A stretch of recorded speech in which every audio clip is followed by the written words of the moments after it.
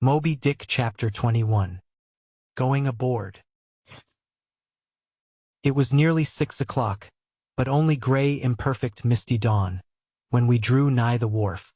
"There are some sailors running ahead there, if I see right," said I to Queequeg. "It can't be shadows. She's off by sunrise, I guess. Come on." "Avast!" cried a voice, whose owner, at the same time coming close behind us, laid a hand upon both our shoulders, and then insinuating himself between us, stood stooping forward a little, in the uncertain twilight, strangely peering from Queequeg to me. It was Elijah.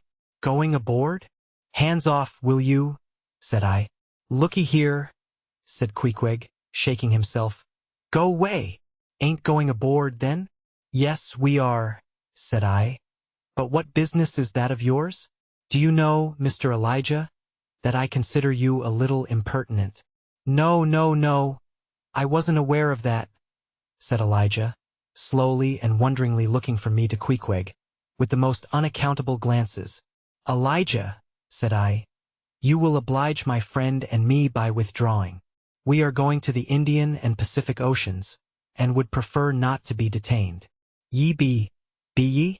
Coming back afore breakfast?" "He's cracked, Queequeg," said I. "Come on." "Holloa!" cried stationary Elijah, hailing us when we had removed a few paces. "Never mind him," said I. "Queequeg, come on." But he stole up to us again, and suddenly clapping his hand on my shoulder, said, "Did ye see anything looking like men going towards that ship a while ago?" Struck by this plain matter-of-fact question, I answered, saying, "Yes, I thought I did see 4 or 5 men. But it was too dim to be sure." Very dim, said Elijah. "Morning to ye." Once more we quitted him, but once more he came softly after us, and touching my shoulder again, said, "See if you can find him now, will ye?" "Find who?" "Morning to ye." "Morning to ye," he rejoined, again moving off. "Oh, I was going to warn ye against, but never mind. It's all one, all in the family too. Sharp frost this morning, ain't it? Goodbye to ye.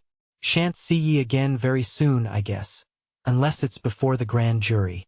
And with these cracked words he finally departed, leaving me, for the moment, in no small wonderment at his frantic impudence. At last, stepping on board the Pequod, we found everything in profound quiet, not a soul moving. The cabin entrance was locked within. The hatches were all on, and lumbered with coils of rigging. Going forward to the forecastle, we found the slide of the scuttle open. Seeing a light, we went down, and found only an old rigger there, wrapped in a tattered pea-jacket.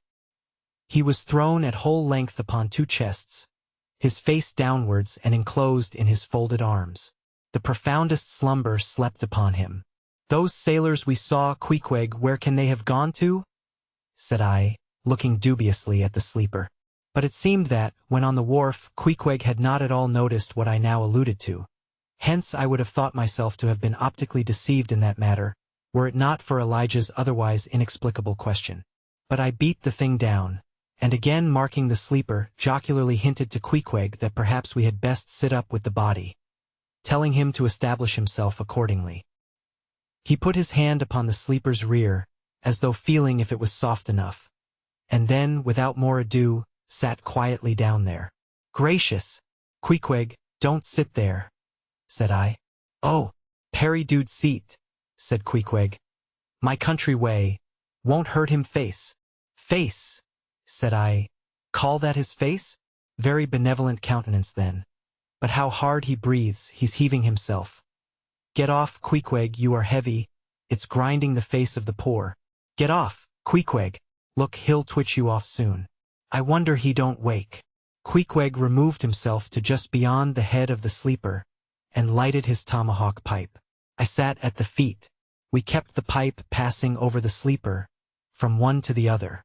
Meanwhile, upon questioning him in his broken fashion, Queequeg gave me to understand that, in his land, owing to the absence of settees and sofas of all sorts, the king, chiefs, and great people generally, were in the custom of fattening some of the lower orders for ottomans. And to furnish a house comfortably in that respect, you had only to buy up 8 or 10 lazy fellows, and lay them round in the piers and alcoves. Besides, it was very convenient on an excursion. much better than those garden chairs which are convertible into walking sticks. Upon occasion, a chief calling his attendant, and desiring him to make a settee of himself under a spreading tree, perhaps in some damp marshy place. While narrating these things, every time Queequeg received the tomahawk from me, he flourished the hatchet side of it over the sleeper's head. "What's that for, Queequeg?" "Parry easy, Killy." "Oh, parry easy." He was going on with some wild reminiscences about his tomahawk pipe, which, it seemed, had in its two uses both brained his foes and soothed his soul, when we were directly attracted to the sleeping rigger. The strong vapor now completely filling the contracted hole, it began to tell upon him. He breathed with a sort of muffledness, then seemed troubled in the nose, then revolved over once or twice, then sat up and rubbed his eyes. "Holloa," he breathed at last. "Who be ye smokers?" "Shipped men," answered I. "When does she sail?" Ye are going in her, be ye?" "She sails today. The captain came aboard last night." "What captain?" "Ahab." "Who but him indeed?" I was going to ask him some further questions concerning Ahab, when we heard a noise on deck. "Holloa! Starbuck's astir," said the rigger. "He's a lively chief mate, that, good man and a pious, but all alive now I must turn to," and so saying he went on deck and we followed. It was now clear sunrise. Soon the crew came on board in twos and threes, the riggers bestirred themselves, the mates were actively engaged, and several of the shore people were busy in bringing various last things on board. Meanwhile Captain Ahab remained invisibly enshrined within his cabin.